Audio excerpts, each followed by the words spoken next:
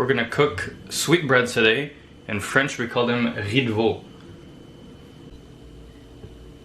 So first things first, we're gonna prepare a basically like a how would you say this? Like a quick broth. So I have a pot of water over here with black peppercorns, thyme, parsley, a bay leaf, and we're gonna add a few other things to it. We're gonna add, first of all, very important, salt. You know, a big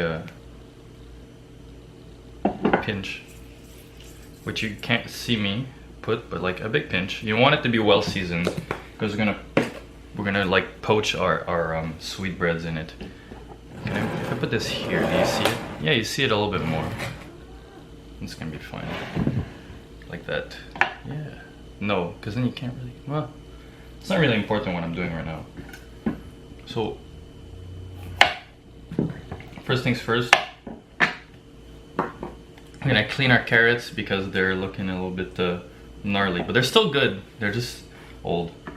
So I'm just gonna peel them, easy stuff. And I prefer these kinds of peelers. They're the Y-shaped peelers.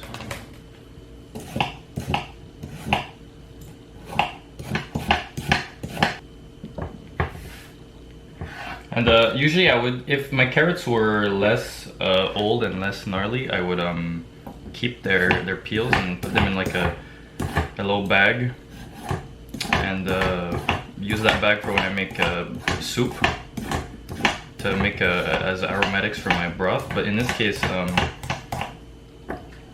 the carrot skins are not the best looking and they're pretty old, so I'm not gonna use them. But the inside of the carrot is still perfectly fine.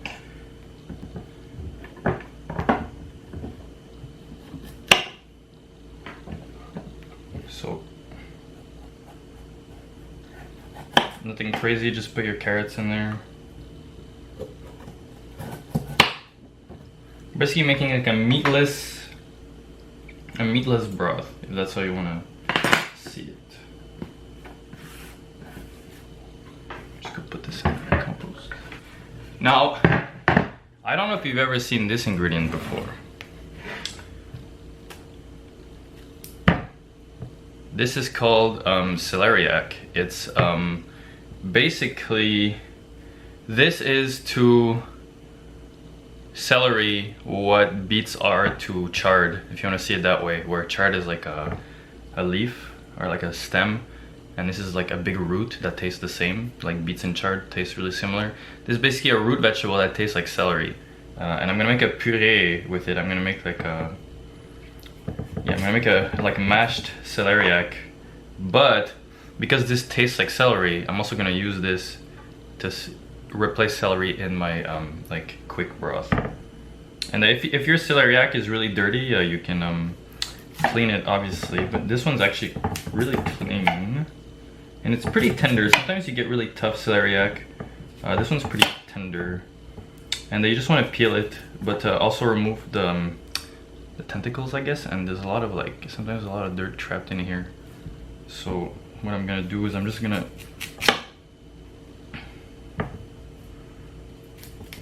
like free up the actual like nice part of the celeriac.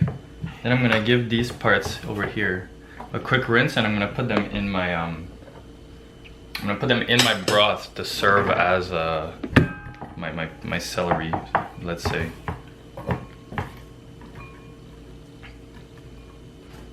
So I'm just gonna give them a quick rinse.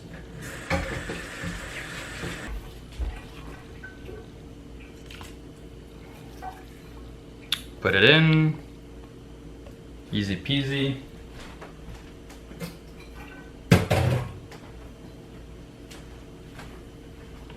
Next we're gonna peel our celeriac. You can peel it however you want. If you have a peeler, you can use a peeler like this. You can peel it with your knife if you find it easier. Just from the sound it's making, how tough it is. Alright, celeriac. All the peels I'm gonna keep because you can make, like I said, you can substitute celery in your broths. When you do a mirepoix, you can just use this instead. Next for our pseudo broth, we want a little bit of onion. So I'm gonna trim the ends and put them in because I may as well.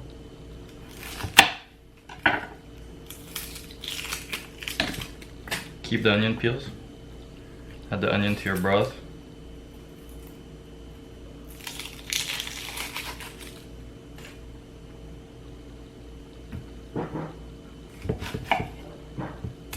That's gonna be how much onion I want to put. Like I said, you don't have to invest too much in making this pseudo broth because it's like it's not even gonna infuse for that long. So take things that you don't mind using up because otherwise it might feel like a waste. You know, in this case I have a bunch of stuff lying around the house, so it's not a big deal. Like my carrots are super old, my celeriac I'm gonna use in the recipe I'm doing today. This is old garlic, so garlic. You can keep the skins on because we're gonna strain everything anyways. Garlic, garlic, garlic.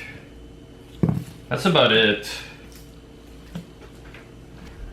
Keep the onion, obviously, don't waste. This is gonna go in a bag, which I'm gonna make broth with. This, we're gonna process, the rest of the celeriac we're gonna process later. And we have our fake broth. So we're just gonna bring it to a simmer. And while I bring it to a simmer, we'll do the next step of what I want to show you today. May as well do the celeriac now.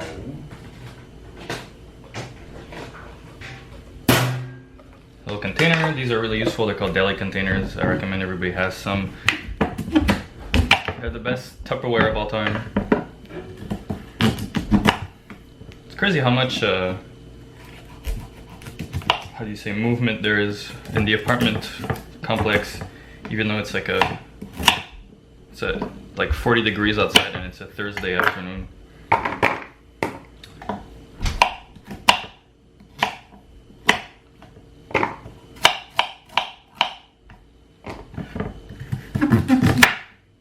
Even with a really sharp knife, something like this is tough because it's a root vegetable, so be very careful. I'm cutting it just kind of in small random chunks because we're gonna cook this and make it all into a puree later. Ideally, you know, you could probably make it all similar shapes, but for my purposes, I don't think it's necessary because I'm gonna cook these very much so. But you know, if you wanted to be professional, you would cook all of them. And you would cook all of them equally. So you would want to have your how do I say this? You would want to have them all the same size. Makes sense. Makes sense. Makes sense. Next, and this is gonna be quite fun. I think. I have a lemon with me. Quite well. You'll be able to see what I'm doing. We're going to do what is called a citrus suprême. In this case, it's a lemon suprême. A suprême is basically when something's all cleaned up, all nice. So first step, we don't want to waste the zest, so we're going to zest our lemon.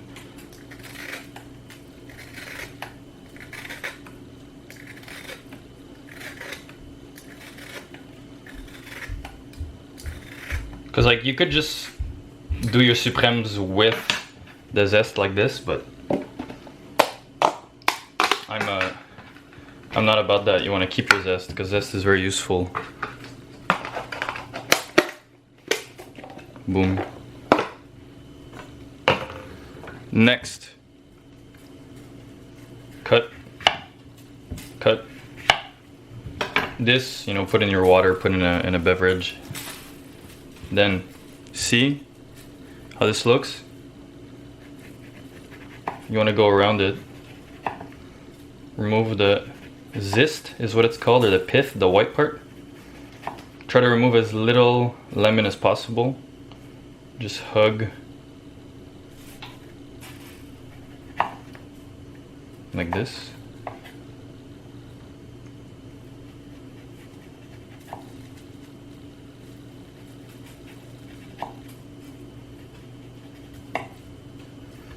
Go in the other direction. just to catch anything you may have forgotten or missed.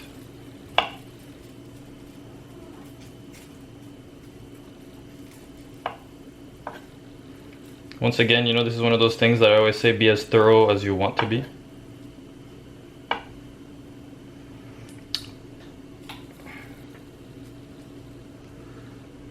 So this is pretty clean. This you can do whatever you want with. I'm not too sure what I'm gonna do with it yet. I don't know how to process this white part of the lemon, honestly, or any citrus for that matter. So if you know, like, oh, you know, in my family we always do this, let me know. I'm very curious. And then this is the part that I like showing to people. So in cooking videos and in kitchens, I always see people do this. They cut on one side and they cut on the other side, and then they separate it like so. But the thing is, everywhere where there's a white separation for the segments, you can easily remove it. So what I do is I stick to it, and then I just see how here, because of the membrane, I was able to scrape it off easily, because the membrane basically acts like a, so I'll show you again. I go through this membrane and then I scrape it off, and it scrapes off naturally like this. Boom. You don't need to cut on this side and this side when you can just scrape it off. The membrane basically does it for you. It's a natural point in which it'll separate. So you lose less of your lemon actually, because you lose only a little bit on this side instead of losing on this side and on this side. Because otherwise, if you look at the one where I did the traditional way, I lost some lemon here and I lost some lemon here. Whereas here, stick to the membrane and then scrape off. Stick to the membrane and scrape off. Like I was saying before my camera decided to interrupt me, you can do this with any citrus. And I think this is a great way to eat citrus, because you don't need to, you can just eat the citrus itself afterwards with no care in the world. You don't need to think about the pith, you don't need to think about the zest, and see, all you have left is all the membrane. And you have all your citrus supremes in here. And yeah, if let's say you want to eat an orange, but you know, or eating orange is a mess. It's not that it's a mess, but like, you know, giving somebody a citrus supreme like this, hey, focus on my fingers. Giving somebody a supreme like this is such an act of love and such an act of care. It's like, hey, I care about you. Have this citrus specifically prepared so that you can eat it with absolutely no care in the world. Nothing gets in the way. Just you and the citrus. Please eat this. It's such a nice thing to do. I'm just gonna remove the seeds, so I only have the lemon. So you know, I do this with grapefruit all the time. Every time I buy grapefruit, this is what I do. I separate the zest and I do grapefruit supremes, and I love eating grapefruit because then it's just like I open my fridge, I take my little container and I just start eating grapefruit. Delicious. I know, I don't have to think about it. Sure, it takes a little bit more effort, but that's why I say, like, if you care about somebody, if you love someone, you know, do this for them. It's a very nice thing to do. And if you love yourself, do it to yourself, you know, of course. You need to care about yourself too. You can't just care about others. It's important to care about yourself as well.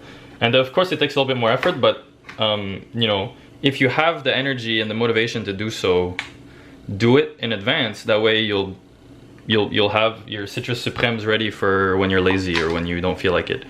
And see, today I have the energy, so today I do it. But why am I doing this? So basically what we're going to be eating today, and what I want to showcase today, is a sauce called sauce Grenobloise. And sauce Grenobloise is basically a citrus and, well, usually lemon, a lemon and brown butter based sauce.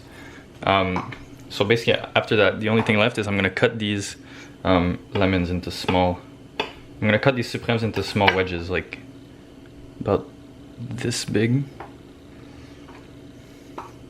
Yeah, it's a citrus and a brown butter based sauce. It's a really simple sauce. You can do it in like a few minutes. You know, you don't need to reduce stock. You don't need to make a broth. You don't need to do any emulsion or anything. It's just a mixture of brown butter, lemon juice, and then a bunch of its other ingredients like capers, lemon wedges like this, croutons.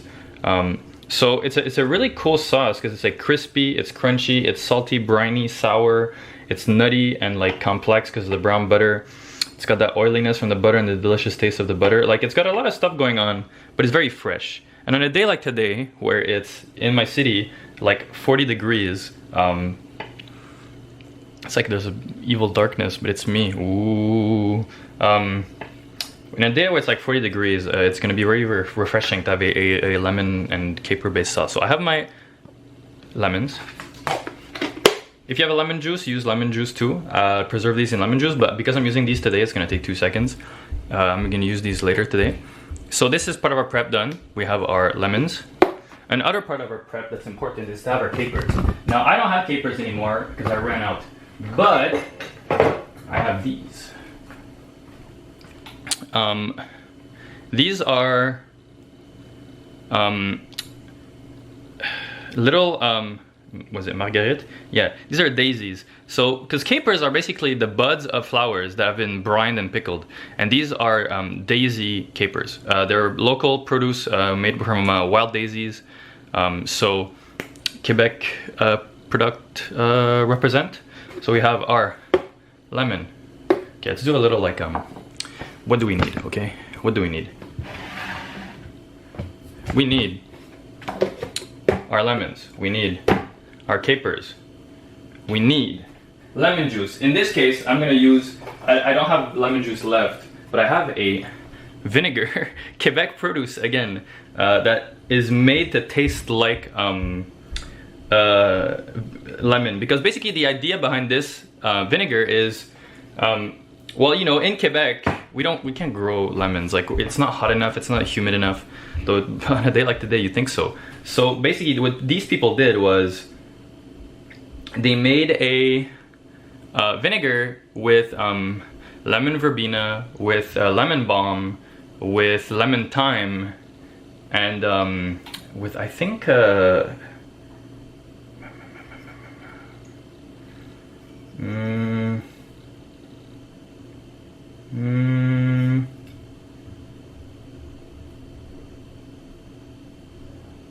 but yeah, basically they use a bunch of things that have a lemony taste and a lemony aroma to them, and they infused it in alcohol, and then they made the alcohol ferment into vinegar. So basically you have a vinegar that is really, really reminiscent of lemon juice, but it's all local and it's all wild collected stuff. So basically I have now this delicious, so basically, okay, lemon juice or a vinegar that tastes like lemon, or just vinegar if you want that kind of, if you like that clean vinegar taste.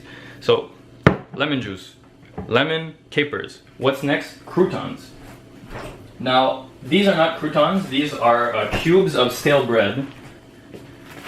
But I will be toasting them in the pan before. So croutons, lemon, capers, lemon juice. What else do we need? Parsley. Now, you could use other herbs too. I'm sure with a little bit of tarragon it would be nice, but traditionally sauce Grenobloise is going to use parsley, so I have parsley. So for our sauce, that's about it, and butter of course. So for our sauce, that's what it's going to be. I have butter here. Butter. So, you know, use a nice butter because the sauce is butter based. So basically, yeah, butter, lemon juice, capers, parsley, croutons, salt, pepper. That's about it for the sauce. That's what we want for our sauce. Next, we have our broth that's simmering. It's almost ready.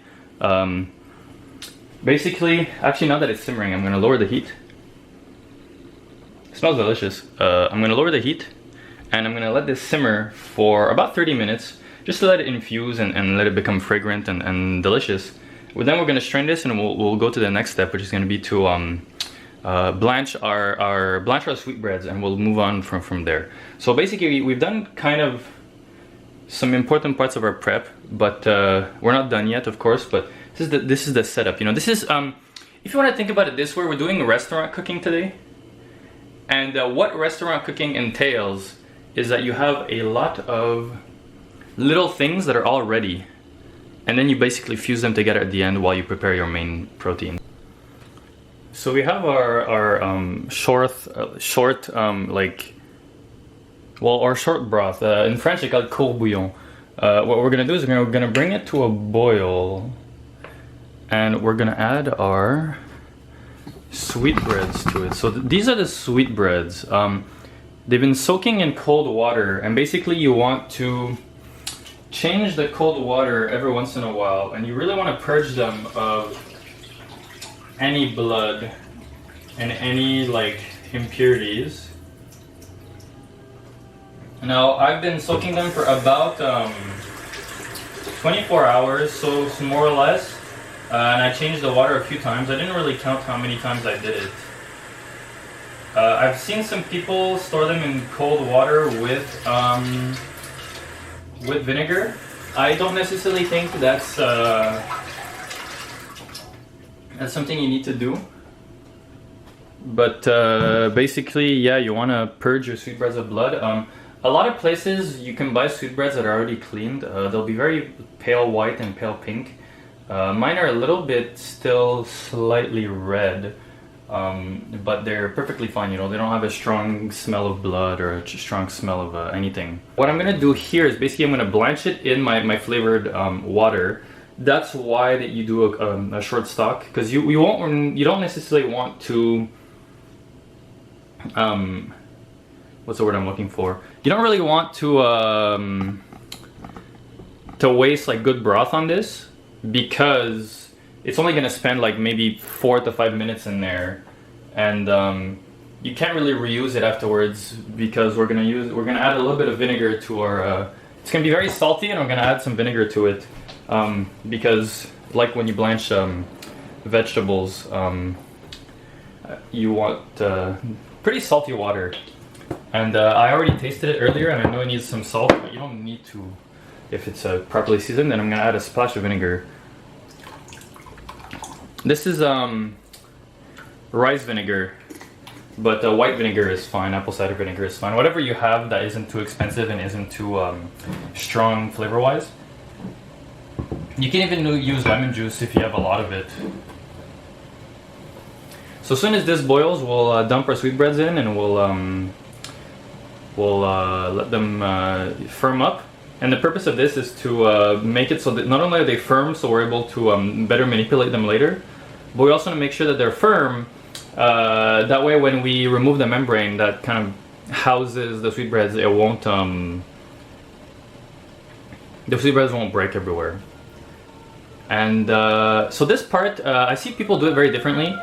Some people, what they do is they start the sweetbreads in a cold broth or cold water, bring it up to a boil, and as soon as it boils, they close the heat and they let it steep in that hot water for like 30 minutes. I've seen people boil them with. I've seen people poach them in milk. I've seen people poach them in water with aromatics. For me, just for the sake of cleanliness, I'd rather do it this way. But and because it's not going to spend that much time in there, so I'd rather have flavorful water. And because people who bring it up to a certain temperature and then let it steep, they'll usually add the aromatics with the sweetbreads, because anyways, it's going to spend like 30-ish minutes in the water with those aromatics, so it'll develop some flavor.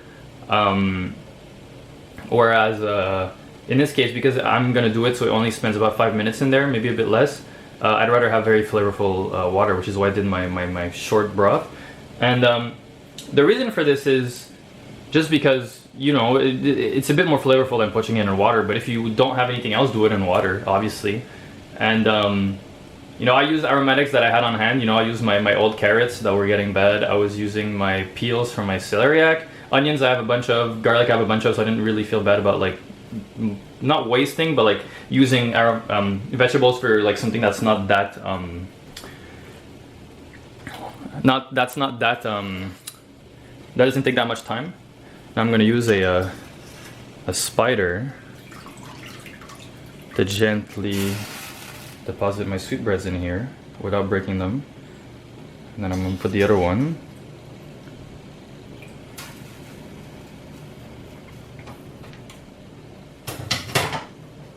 I'm gonna start my timer, but you can do it approximately if you know what you're looking for. So about 4 to 5 minutes, depending on the size. These are pretty big, so I'm gonna do 5 minutes.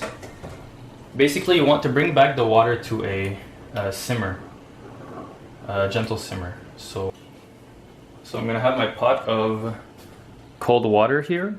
Ideally, it would be ice water, like I said. And we're basically gonna immediately take them from in here and put them in the ice water to stop the cooking process. Because we want to cook our sweetbreads by searing them. This is just to help firm them up and pre-cook them. The sweetbreads are, even though they're like they're an organ meat, they have a pretty mild flavor. They're not too gamey. They have a little bit of gaminess to them, but it's nothing too crazy. I think if you are hesitant about eating organ meat, sweetbreads is a good place to start. Some people describe them as like chicken nuggets, but way better. Some people describe them as the chicken nuggets of the organ meat world, and some people say they're even better than chicken nuggets. I'm kind of see where they're coming from. Chicken nuggets have that like emulsified meat, kind of like processed meat tenderness to them. And chicken meat is kind of mild because it's usually chicken breast meat. So I can understand where they're coming from, but I wouldn't say that this is comparable to. I wouldn't necessarily say that this is comparable to chicken nuggets. And another thing, if there's scum that rises to the surface, like a good amount of scum, you can, skim it. But in this case, it's not that much scum because I've been purging them in cold water for a while.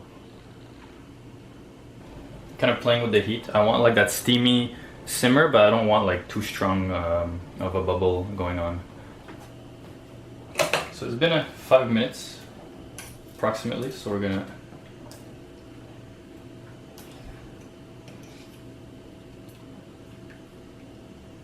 drain our sweetbreads and put them in cold water to stop the cooking.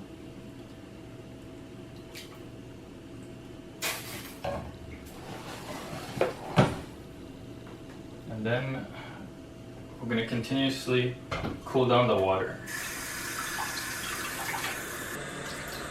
Yeah, they have a nice texture to them right now.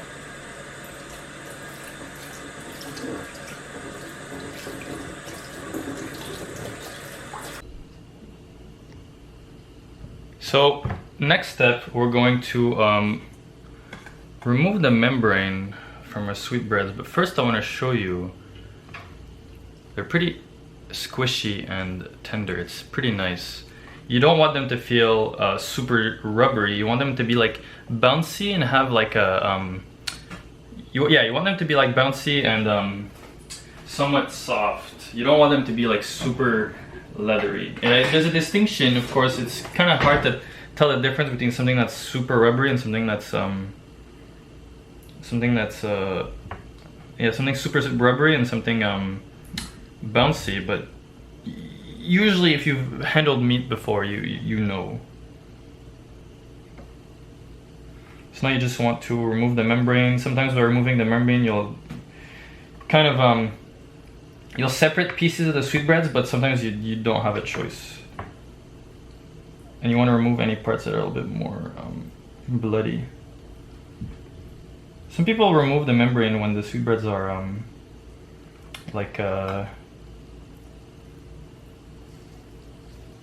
when the sweetbreads are raw. I've seen it done before, but I think it's more forgiving and easier to do it when your sweetbreads are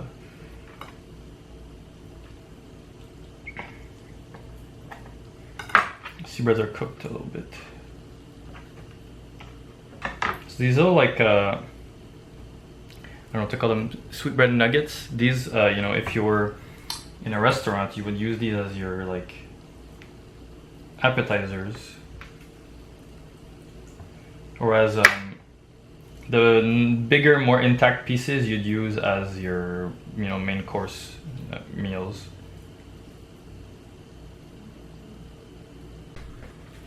See, if you're wondering what I mean by membrane, the lighting's terrible. Hold on.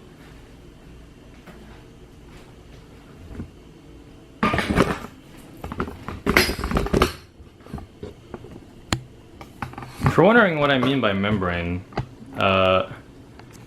if you look at these guys, see how that like everything separates? Well, when there's a membrane, in this case, this is a pretty obvious piece of membrane. This over here, this is membrane, obviously. And see how they don't separate? All the little nubs, they don't separate because they're connected together by a membrane. That's what you want to remove. So I've been doing my best. It's been taking a while because I suck, but at least now that they're, you know, you're not at risk of really breaking them too much since they're already par cooked. If they were raw, it would be super difficult and you'd have to use your knife and kind of like scrape the membrane off and use, but in this case, it's not so bad because it's, I've been, I par cooked them. But it's harder than I remember, for sure. But I only did this like twice in my life until now, so 3 times now. So you remove membrane, you pull. It's like removing silver skin from meat, I guess. Maybe I could have. Yeah, sometimes it's gonna have like these little gnarly things to them. What I think I'm gonna do is I'm probably gonna cut this. Then I'm gonna remove the membrane here. Once again, there's like the evil darkness, but it's just me.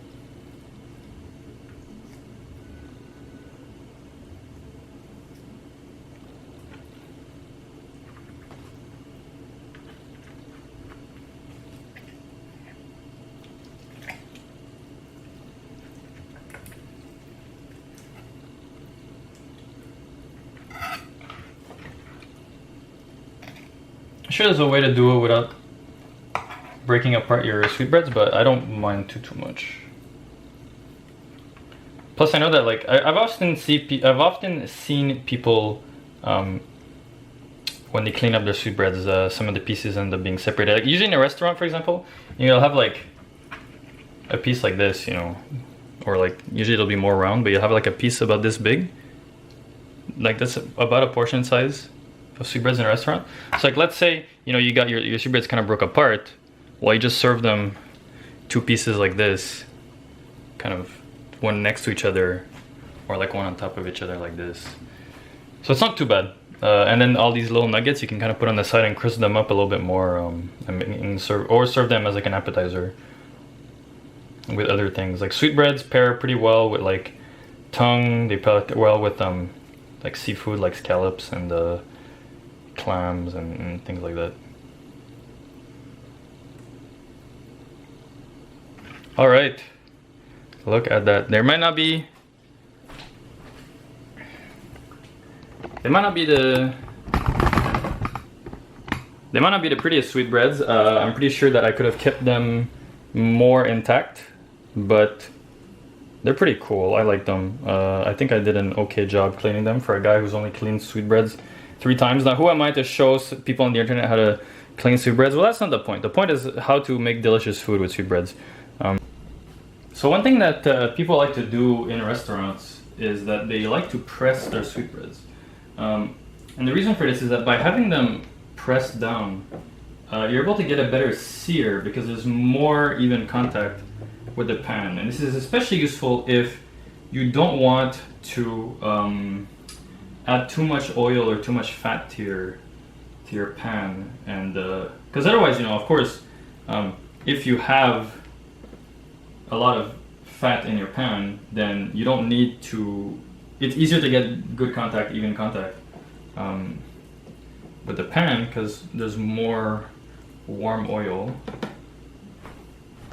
Perfect. I'm gonna put this on top like this, and we're gonna put stuff in here to create weight.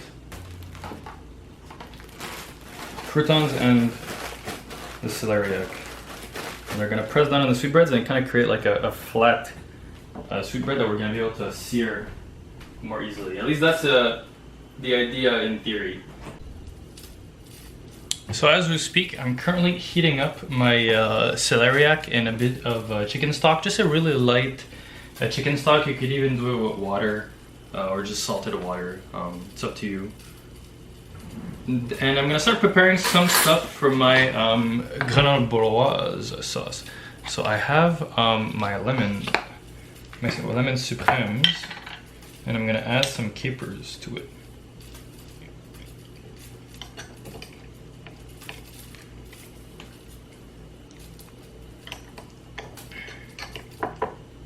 These capers are surprisingly not as briny as I expected.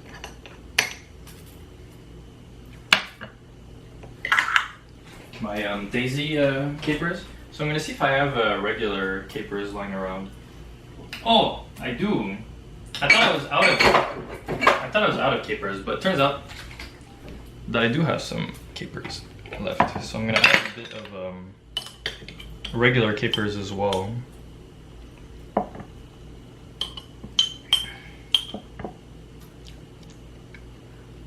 Yeah, a mix of really floral daisy capers and a little bit of more briny, sour, salty, regular, you know, like grocery store capers. Another important element of Grenobloise sauce is the parsley, which I'm going to process right now. Is we're going to take the stems. We're going to add a little bit of the stems to our mixture here. It'll add a nice crunch and make them. It's gonna add a nice crunch, and they have a more like herbaceous flavor to them than the. So I'm cutting some into very small pieces, but I'm also gonna cut some into slightly larger pieces. I don't need too much. I have a piece of lemon zest that I kept from when we did our lemon supremes, because I like to zest a little bit of lemon on top at the end, but in this case I don't have lemon zest anymore because I did my lemon supremes. So what I'm gonna do instead is I'm basically going to cut this into strips, as you can see, beautiful strips, and then I'm gonna cut super thin across. So as you can see, I have super small, finely chopped zest, which I'm going to add to my parsley.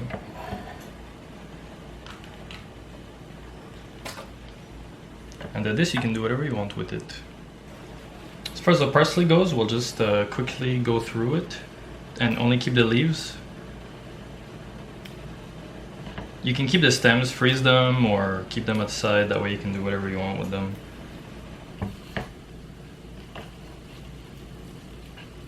I'm not gonna fully finally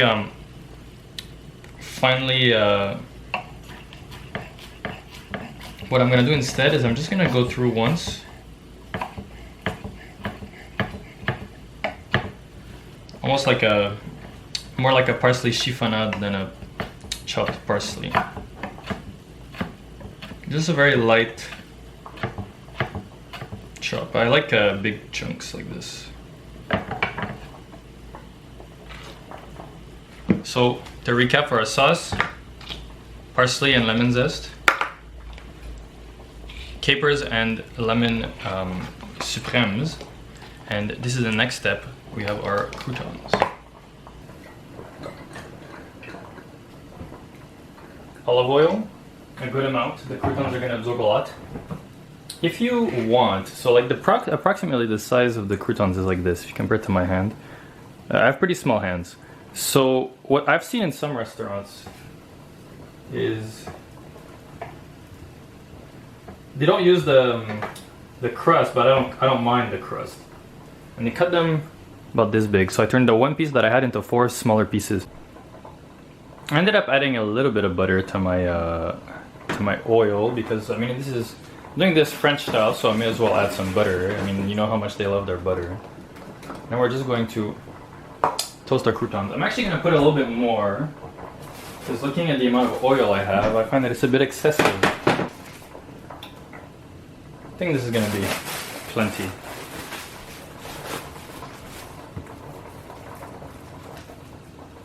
So you'll see that this is a very like veal-based thing to do. You basically want to fry your croutons in the oil and make sure that they're well coated with the oil. Another reason why you might want smaller croutons like this here is that they cook faster and you need less oil to coat them, so it's more easy to toss and to fry in the oil. But like I said, I like textural differences.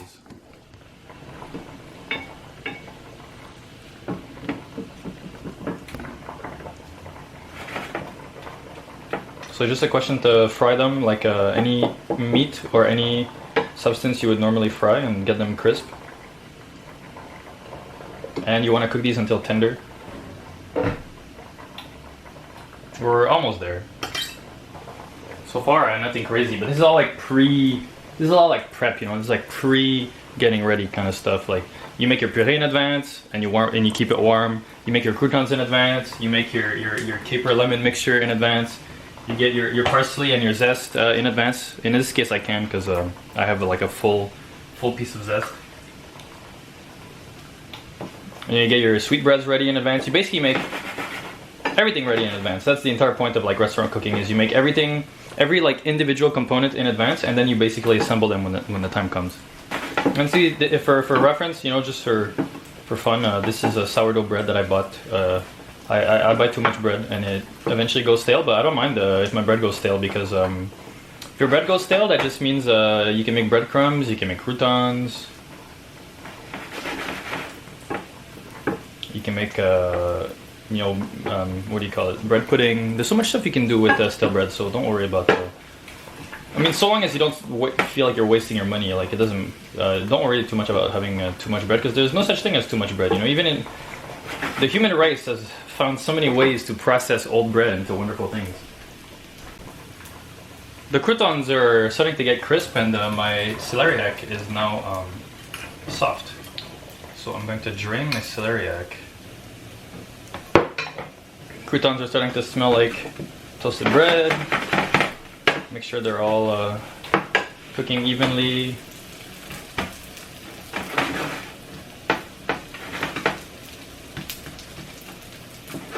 You can even lower the heat and let the residual heat kind of help you in this case. I'm gonna add back our celeriac to this.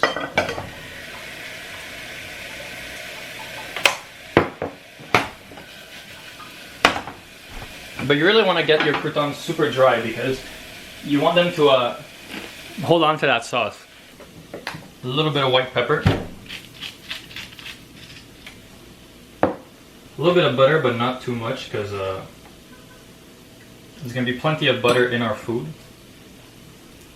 If you already have croutons, you know, you don't need to do this step, obviously.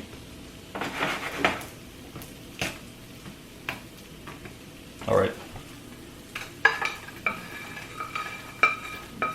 Drain our croutons, make sure they don't overlap so they don't become super oily.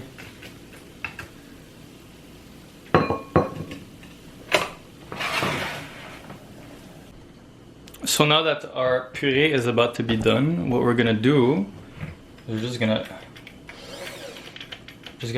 well, puree it. I'm gonna use a hand blender, but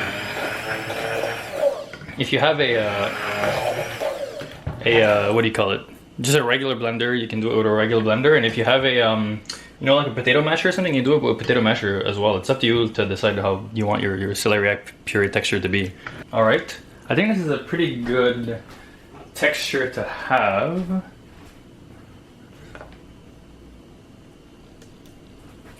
I've kept broth on the side that I blanched my celeriac in case I wanted to lighten up the texture of the puree a little bit, but the texture is pretty good, so I'm not going to change anything.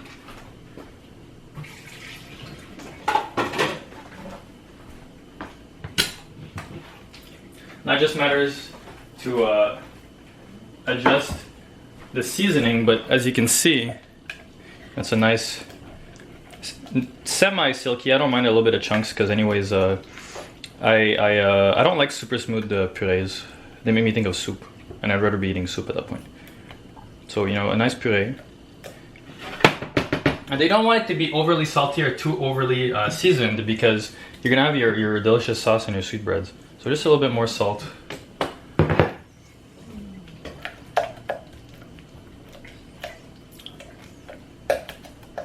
Especially if your broth was seasoned, then you need to season this even less. All right, beautiful. It's not too salty. It's not too strong. There's a slight hint of that white pepper taste. So I'm gonna keep it warm. Just keep it like this. So next we're gonna be prepping our Grenobloise sauce. This is the pan that I cleaned. Just making sure that everything's neat because you don't want anything to burn in here. You want so this is basically today I want to teach you 2 skills and show you 1 ingredient. The skill that I wanted to show you was how to do lemon suprêmes. That was earlier in the video. And the second skill I want to teach you is how to do browned butter. So browned butter is basically because butter is a mixture of fat, milk solids, and water. And the milk solids can, like any protein and any kind of food, can caramelize and cook and reduce. So basically what we're going to do is I'm going to put it at a medium heat.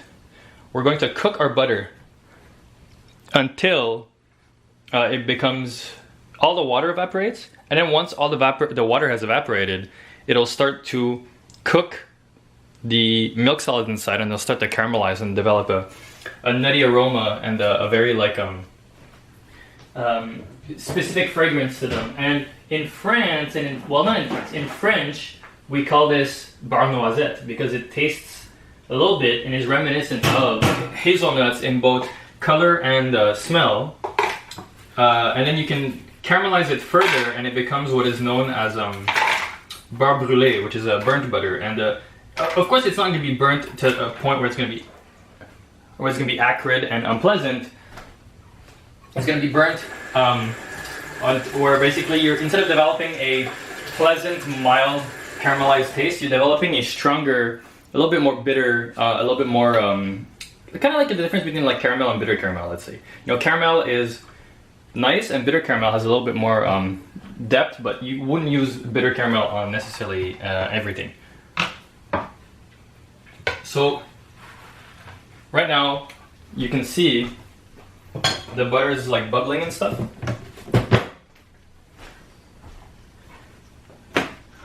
And you just want to let it do its thing. Right now it's just bubbling and melting. Maybe I put too much butter.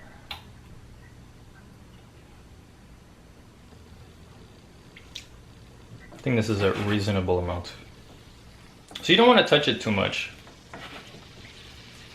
So this is the step where the butter starts to sing, so to speak. That's what the French people say.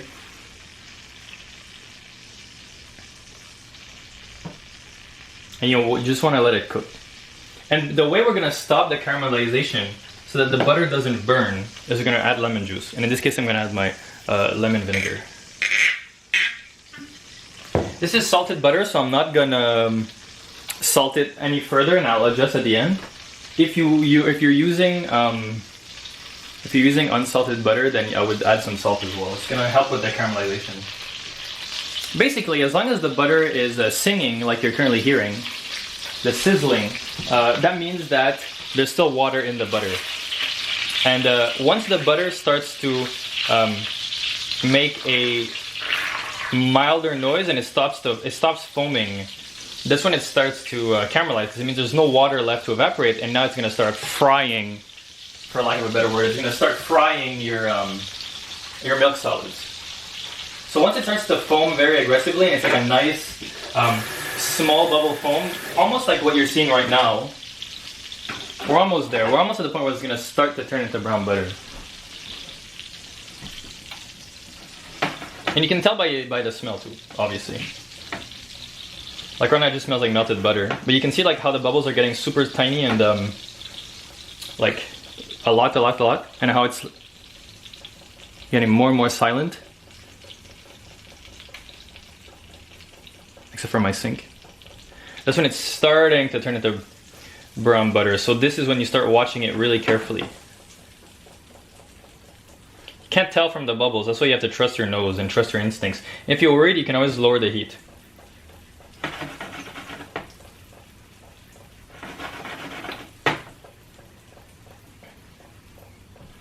If you're scared of doing it in a pan like this, you can do it in a little pot like this, because everything's going to evaporate more slowly because it has less open air access.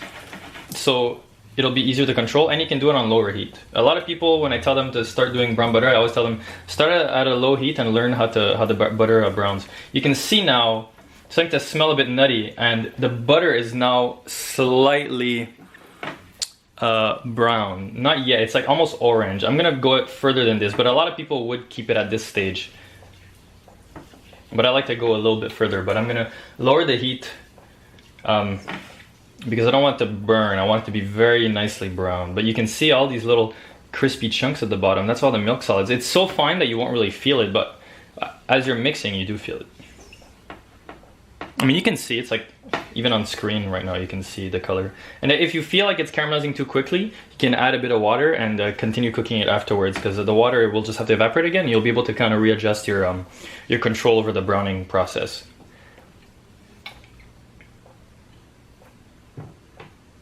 Oh, it smells delicious right now. This is a really good way to and I'm gonna close the heat.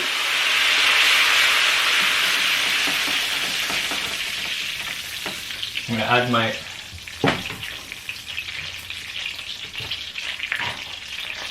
capers and my lemons. I added the juice. So because there's liquid now, it shouldn't continue to brown, because now it would have to evaporate new liquid to continue browning.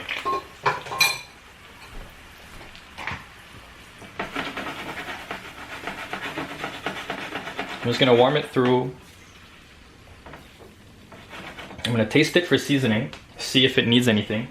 But at this stage, the Grenobloise is pretty much ready, and you're gonna leave it like this until it's time to serve, more or less.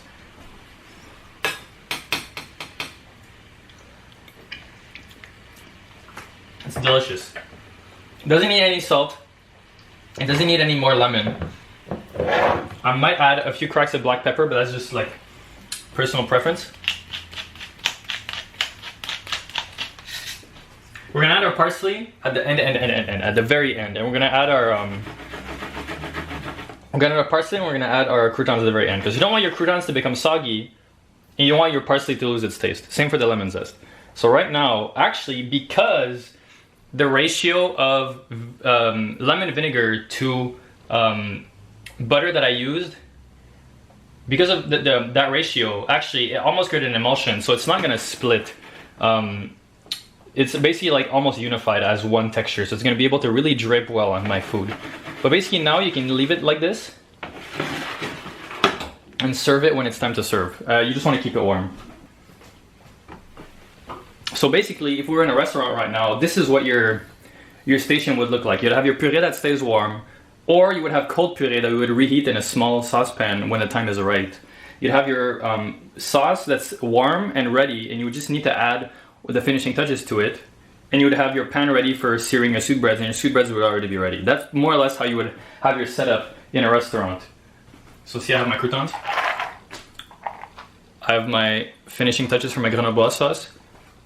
I have my butter, soft and ready for cooking anything else. My puree is warm and ready. So basically what's left is the sweetbreads. But first I'm gonna do a bit of dishes. Alright, so it's time for our searing of our sweetbreads. So I have some neutral oil and some butter in here. I have about this size of sweetbreads. I think these two together will make for a nice portion size. I have some flour, a little bit of flour. So all I'm gonna do is make sure my sweetbreads are dry. That's why they're on paper towels. I'm gonna cover them in flour and pat dry the excess flour. Just so to coat them a little bit. It's like doing a cutlet if you think about it that way. If you ever had a cutlet before, like veal cutlet or like a chicken cutlet, it's that's what we're doing. As you can see, nice and covered in flour, but nothing too, there's no excess.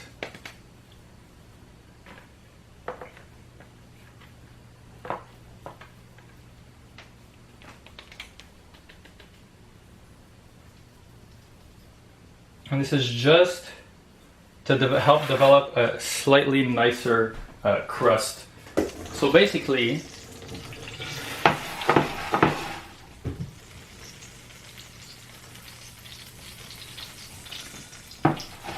as soon as our butter stops foaming, which is very soon,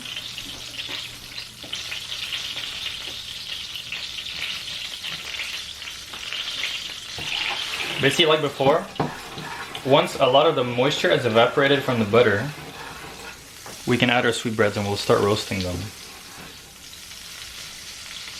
And we want to develop a good sear on our sweetbreads. You want to hear a good sizzle when you add your sweetbreads. There we go.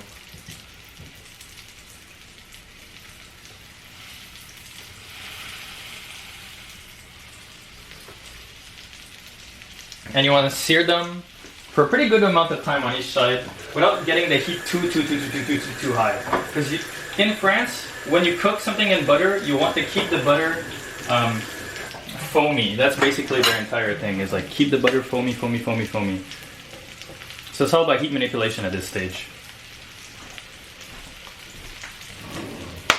Here's my trusty offset spatula. And if you have it, you don't have to use it, but if you have it, you know, a weight to help press down so that they keep in contact with the pan, that's also very good.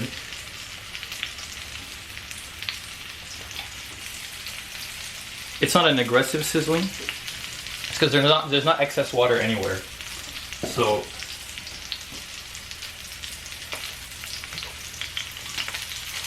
just want to take a look, see if you're developing a good crust.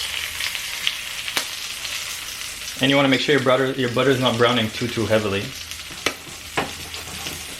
And if ever your butter is browning too heavily, what you can do, too quickly, too heavily, so that by the end of your searing process, your butter is burnt, is you add a little bit of butter. And see how it sizzles a lot? Because there's a bunch of water in here.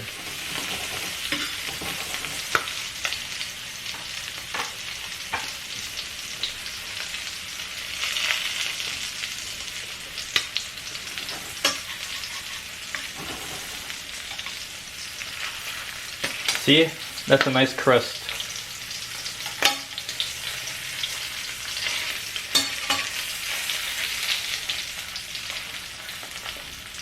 I'm gonna raise my heat a little bit. See it? You hear that noise? That means it's nice and crisp. And then what you do, just like in any... What you can do at this stage too, in case you're scared that your butter's burning, see how it's burning a little bit? Once again, add a little bit of butter. And it's all about heat control.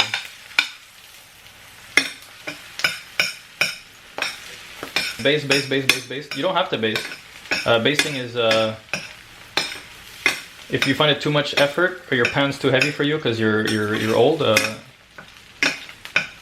You don't have to baste. I'm not very good at basting. It's not something I do very often because I don't work in a restaurant where it's kind of a thing to do. And I didn't salt my sweetbreads because I cooked them in a salted stock. And I cooked them, I'm cooking them in salted butter right now.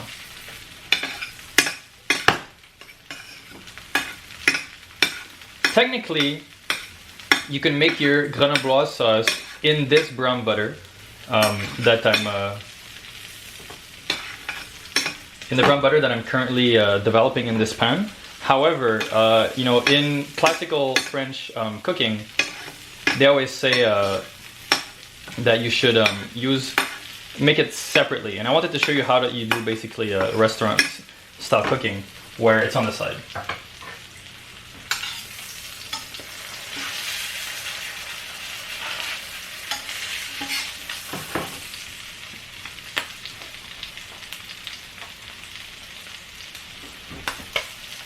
I'm gonna add a bit of water because I don't want to add more butter because at this point it's kind of excessive, but I don't want my butter to burn. So I'm gonna add a tiny bit of water.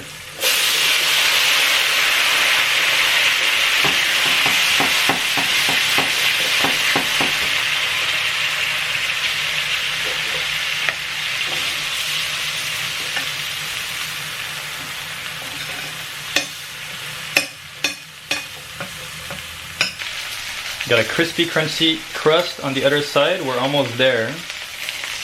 I'm just gonna re-flip it and get a crust on this side and we're gonna be done.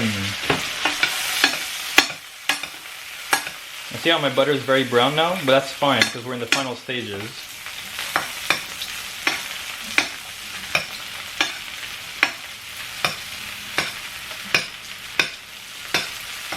Okay. Now it's like it would be perfect to do your Grenobloise in here. But we're not gonna because we're done. So what's next?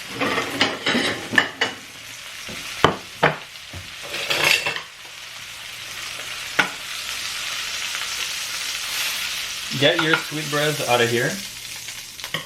Decide what you want to do with your brown butter. For me, I'm not gonna do anything. Maybe I might keep it actually. I might strain it and keep it. Or if I feel that my Grenobloise is not developed enough, then I might.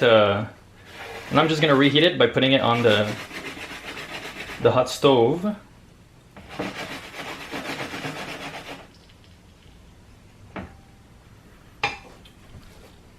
gonna taste it, see if it's still the way I want it. Delicious. Could use a tiny bit more brown butter.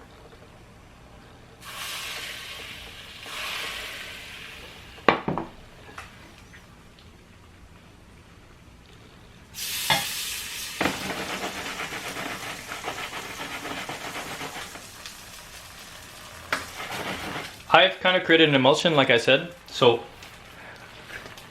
it's it actually holds together, which you might not always have a Grenobloise that holds together, but mine does. I'm gonna add our zest and our parsley.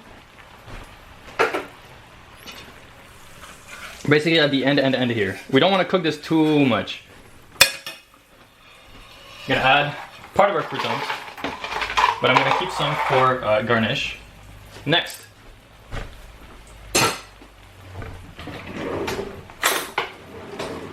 take your puree,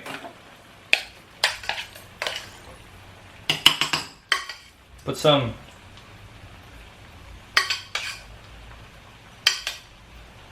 at the bottom. Take your sweetbreads, place them over your puree.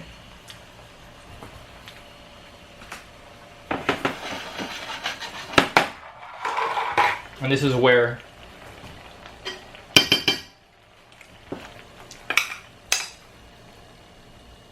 you're then gonna spoon your sauce.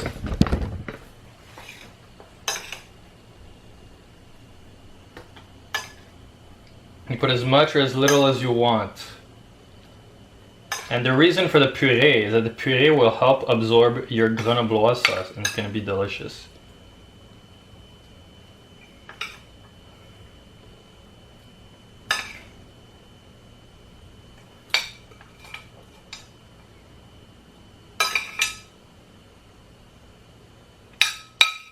I'm putting all my sauce because I'm a fiend. I'm a menace, but you don't need to.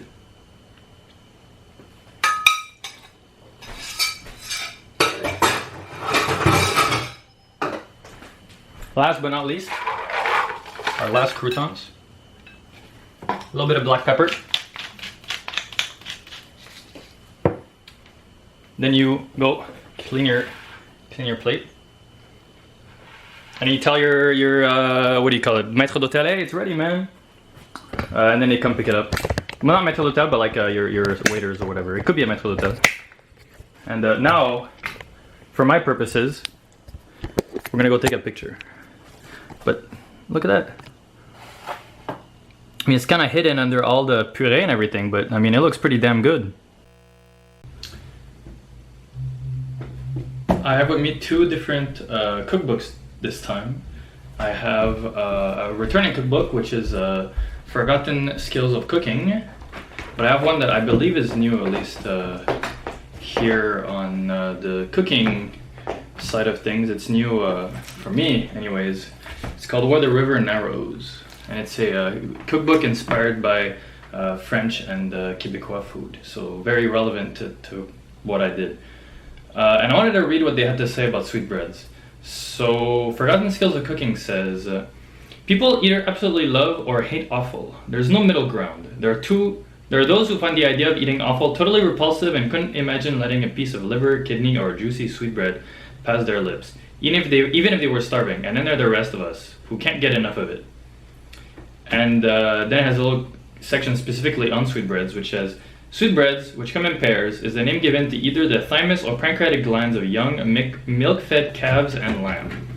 Oh my god, my cats are having like a slap fight. The pancreatic glands contain less fat and are more regularly shaped and thus easier to cook. I had, not the pancreas, I had the thymus, so it was long instead of being kind of compact, and it was a bit harder to cook because it was so unevenly shaped and everything. When the animal's diet changes from milk to grass or grain, the sweetbreads tend to shrink, so they are best eaten before this transition. We only ever see lamb's sweetbreads around Easter, when spring lambs are being killed. The sweetbreads only keep fresh for about 24 hours, so many come frozen, but it is worth seeking out fresh ones because they taste better. Not many people eat sweetbreads at all, so ask your butcher to save them for you.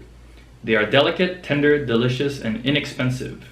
Choose sweetbreads that are pale or white, not bruised and compact in texture.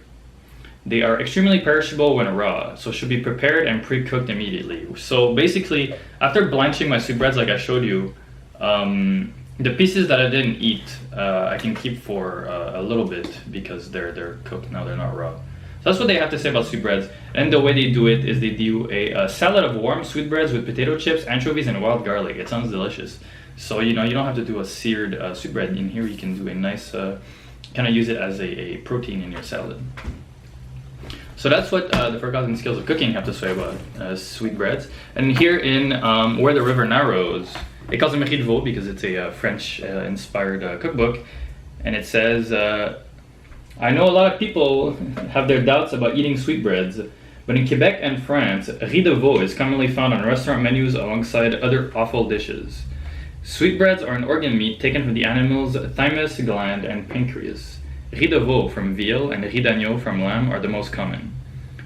They definitely aren't bready, but they do taste kind of sweet, which I get what they mean. It has like a kind of milky, creamy, kind of subtle sweetness to them. I love their subtle flavor and smooth, tender texture when you cook them right. The outside is wonderfully crispy, while the inside is juicy and almost creamy, which is, if cooked properly, is what's going to happen, which in my case it was delicious. I'm recording this after having eaten them, and I'm wearing a nice suit jacket because I want to pay my respects to the sweetbreads, which is a delicacy. I use sweetbreads in numerous ways to make pâtés, terrines, sausages, and stews, which I guess you could say a lot of offal is used for that because it's less desirable, so kind of blending it into a pâté or things like that, or stewing it until it's super tender and it doesn't taste like itself anymore, it kind of tastes like the stew. Those are usually very common applications, or simply pan-fried in a lot of butter. That last preparation is definitely my favorite because they end up tasting kind of like a chicken nugget on steroids. As I've mentioned, some people say they taste like they're reminiscent of chicken nuggets.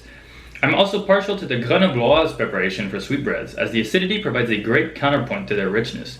Well, would you look at that? They have the same opinion as me. Grenobloise for sweetbreads. When prepping sweetbreads at the restaurant, we soak them to remove any excess blood and press to flatten them, which helps us achieve a better sear.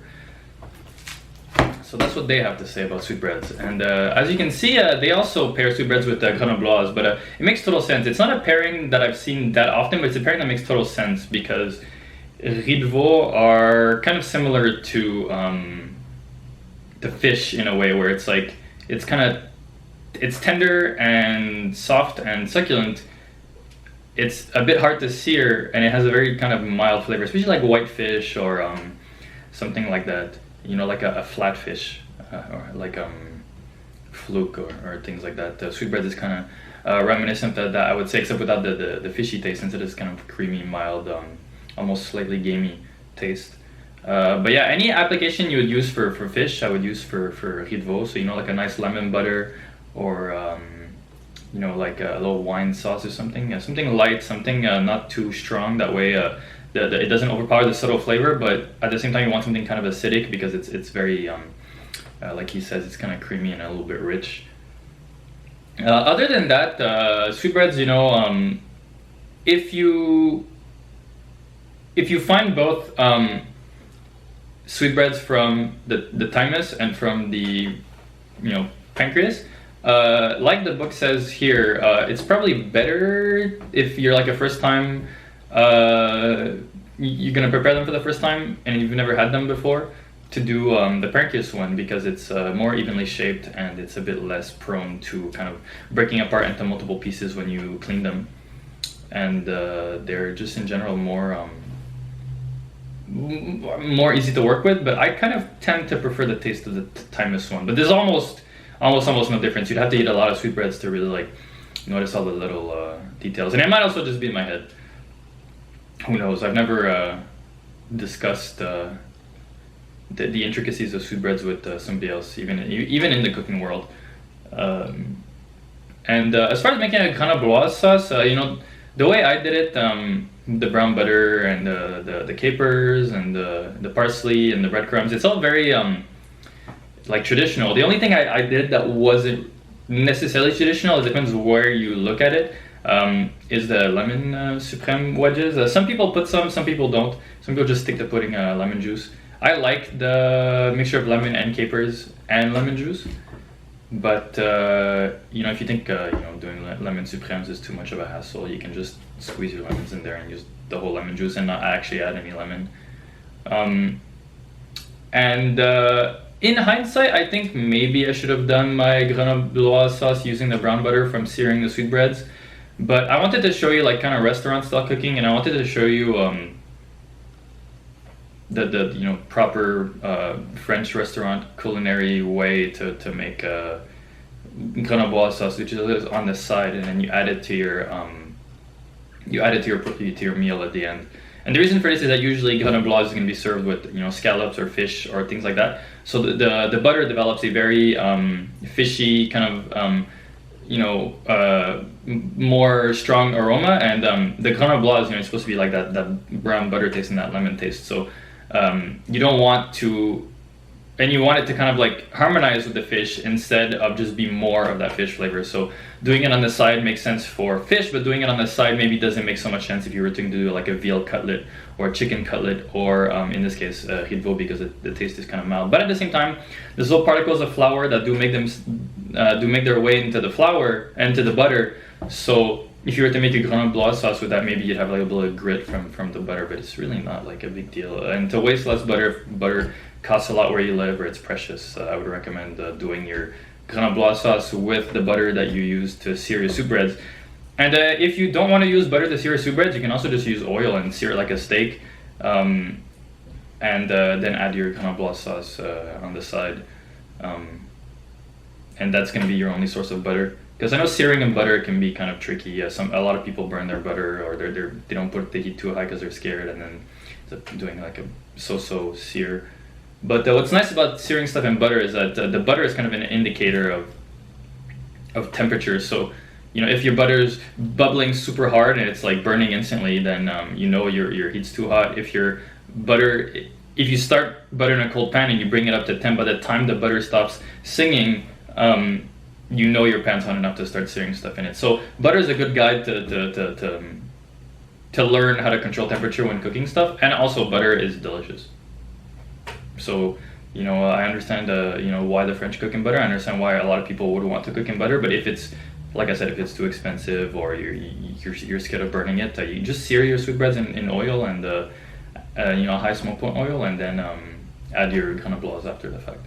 And it's still going to be super delicious. I mean, that's what I did. I added the Grenobloise after is what I mean. But, you know, and you don't have to use flour either. I just use flour because, you know, I like adding a little bit of flour to really crisp it up well, but you don't need to. You know, a lot of restaurants I go to, they don't use flour for their sweetbreads. Apart from that, that's pretty much it, you know. Once again, try, I hope I got to showcase something cool. In this case, it was sweetbreads. In this case, it was brown butter. In this case, it was Grenobloise sauce. In this case, it was, you know, making lemon suprêmes. These are all skills that I think could be very useful in a home kitchen environment, because they're all kind of bistro type stuff. It's all very like quick and efficient. You know, you don't need to do emulsions, you don't need to simmer something for hours, you don't need to be too, you can prepare everything in advance. So really, in my opinion, it's pretty useful skill stats for the home.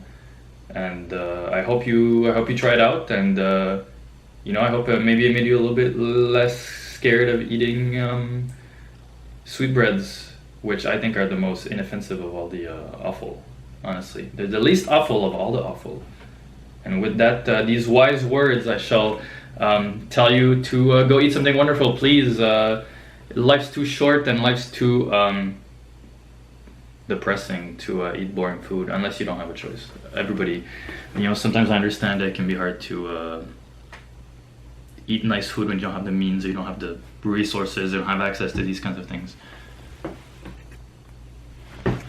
Thank you so much.